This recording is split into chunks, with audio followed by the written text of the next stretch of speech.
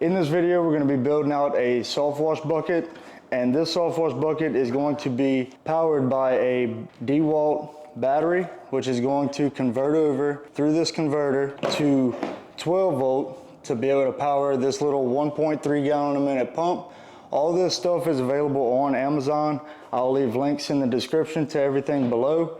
But just a quick rundown of what you're going to need to actually build out one of these is obviously your 5 gallon bucket with a lid. You're going to need a 1/2 inch bulkhead, and I've already pre-drilled this one, but if you have ever seen those buckets where they have like the pre-drilled holes with the caps in them, those work fantastic because there's no drilling required as far as putting a bulkhead into the lid. And then on the bottom here, this is just a drop stick that I found at Lowe's. It's actually a little pre-made garden hose that they use, a little snap-on fitting on the end of it that they use for sprinklers for garden systems and different things like that. This fitting that is actually on here is just a 1/2 inch fitting that's going to be on the end of there.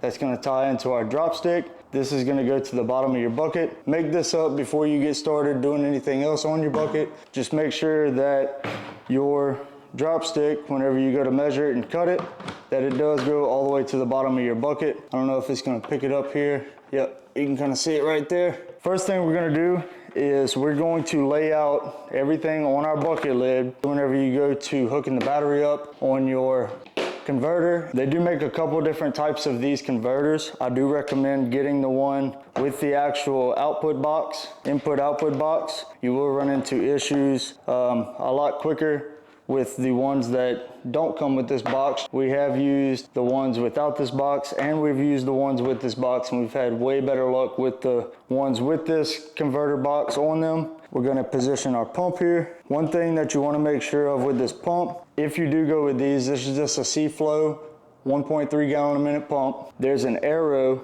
I don't know if it's gonna pick it up. Most likely no, because of the way the lighting is. There's an arrow at the top of this, right up in here where my finger's at. Basically what that arrow is doing is showing you the flow of the pump, which way you need to be hooked up, which end's going out to your nozzle and which one's coming from your drop stick in your bucket. So I do recommend putting the side that is coming from the drop stick of your bucket as close as possible to where your top of your bulkhead is. Okay, so you got flow coming this way, so out of this side, and it's going to be coming in through this one right here.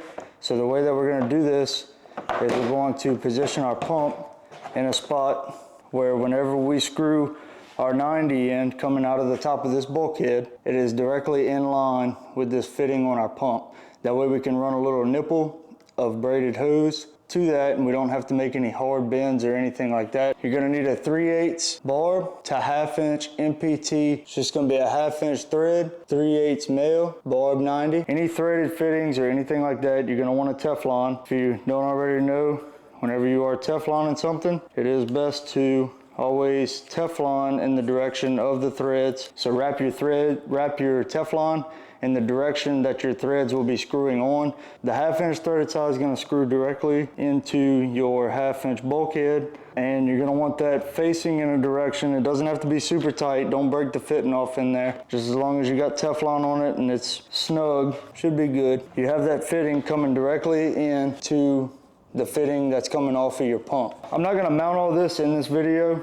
You can kind of figure out how you want to mount it yourself. There's a couple different ways that we like to do it. So what I'll do is I'll actually take a 1/4 inch or a 5/16 drill bit, and I'll drill down into these just far enough to where I can get a bolt head into that, or a 3/8 drill bit, maybe better. I'll leave a space kind of like it is already in there. Remake that with a 3/8 drill bit to where you're able to fit the head of a 1/4 inch bolt down in there, and then you're able to actually bolt this to the bucket instead of just having a screw threaded through the lid of the bucket, and it tends to hold a lot better. And then the same thing with your pump. Drill these holes out on the feet of this pump, and you can also bolt that with stainless steel hardware to the lid of your bucket, and it'll be a lot more secure than if you were to just use like self-tapping screws or this little bit of hardware that this actual converter comes with. The only thing that we're going to use out of here is one of these 30 amp plugs. Do recommend you keep this handy for if one of these fuses does blow out on you, you have an extra one and you don't have to go buy anymore. So this is what we got for this lid right here. You got your bulkhead fitting coming straight into your pump, going out. This is where your 3/8 hose is going to go out to your wand. You got your converter box right here, and we'll be able to easily access our Dewalt battery on and off from right behind the bulkhead. Probably the last thing I would recommend bolting in place is your actual battery charger.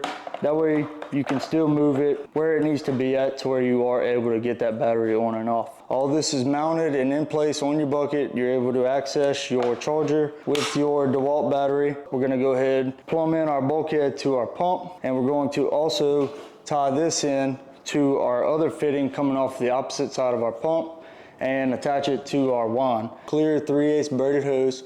It's all you're going to use to run from the fitting on your pump to the top of your bulkhead, that 90. Take one end of this, make sure you put a hose clamp on it, the barb to your pump side first. You're going to tighten your hose clamp up. Measuring coming from your pump, you want to make sure that you're measuring to the back side of this barb right here, and that's where you're going to cut your hose at. We have our pump plumbed to our barb fitting coming out of the top of our bulkhead. Coming from your converter, you're going to have a red and a black where your battery hookup is, and then on the red wire you're going to have a fuse insert. That's where you're going to put one of your 30 amp fuses. Whenever you finish up, there's going to be a yellow wire and a black wire. Your yellow wire is going to be your hot. It's going to have a little plus on it. That means positive. And you're going to, right next to it, there's going to be a black wire. That's going to be your negative. So coming off of your pump side, you're going to have a red wire and a black wire that you're going to have to tie into. Black goes to black, red goes to yellow. Red your hot coming off of your pump, black's your negative coming off of your pump.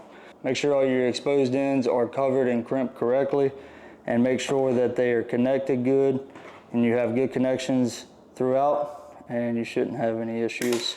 We got our red and our yellow tied together coming from our pump to our converter. We're going to tie our black to black in. Make sure that you don't put that fuse in or that battery on until you do have liquid in the bottom of the bucket, enough to prime your pump. These are self-priming pumps. They do stop whenever they are fully primed. It's basically like a 7 gallon a minute Delavan or a 7 gallon a minute Rimco. We got our black to black coming from our pump to our converter, and our yellow coming from our converter tied into our red coming from our pump. You have your bulkhead. Out of the top of your bulkhead, you have your 1/2 inch to your 3/8 barb 90, and then you have your 3/8 braided hose from your barb fitting to the 3/8 fitting on the pump. After that, you're going to take, I like to use this 3/8 Flexzilla Air Hose. You can make these anywhere from, I like to make them about 6 foot. This is basically going to be your soft wash hose. You got 2 more hose clamps, same size as your previous 2 that you used, and all you're going to do is you're going to put one hose clamp on one end of your Flexzilla, 3/8 Flexzilla hose. You're going to push that onto the opposite side of your pump. This is going to be your flow out to your wand. So after that, these wands are simple to put together. They're going to come with a gun, a quick connect fitting. The lance is going to be separate, and these come with an adjustable tip to be able to adjust from stream to fan. So it's pretty self-explanatory. You just screw everything on. It comes with some instructions and stuff like that.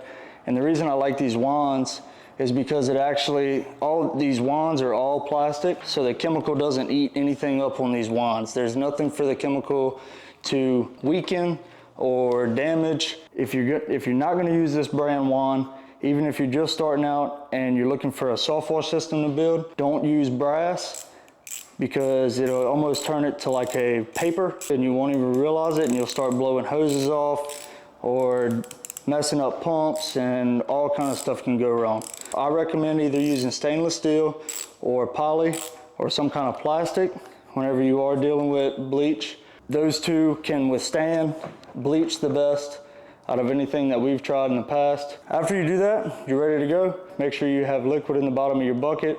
You can test this out with some water before you actually run chemical through it if you would like. That's what I would recommend doing, just so you can get the feel for it, of how it's actually going to spray, what type of fan pattern you're able to achieve. And you can just go outside, spray it on your driveway. If you're already outside, then just fill it up with water. The one thing I will stress to you about these is that these pumps, or any other pump really, are not made to have bleach ran through them and let the bleach sit in them. Whenever you're finished with it, and it's going to be sitting overnight or over a couple hours time, after you finish any job, just like a regular 7 gallon a minute, make sure that you are rinsing these pumps with water as much as you can, because the more you rinse them with water, the more you take care of them, the more lifespan you will get out of them. So I highly recommend rinsing it out. Not only does it take care of your pump, it makes sure that if anything goes wrong, you have to work on anything.